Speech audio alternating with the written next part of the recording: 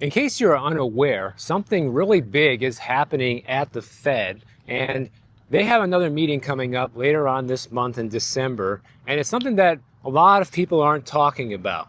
And whatever the Federal Reserve decides to do over the next few months can have a big impact on everyone's finances, because for the past 3 years, the Fed has been draining money out of the financial system in order to supposedly fight inflation, which has all been fake.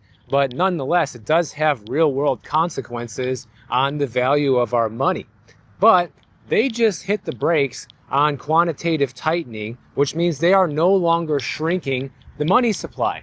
Okay? And here's where it gets interesting. On December 9th and 10th, when they have their next meeting, if they decide to do another rate cut, then it appears that we are getting closer and closer to the moment that the money printer gets turned back on, guys. And we all know what that means. More inflation, more unaffordable everything. And it's not like they just turn on an actual money printer and that's the process. It's a little more complicated than that. Because when they want to add more borrowing into the system and more spending and more investing, they need to add more liquidity. But it's not from everyday people that they get this liquidity.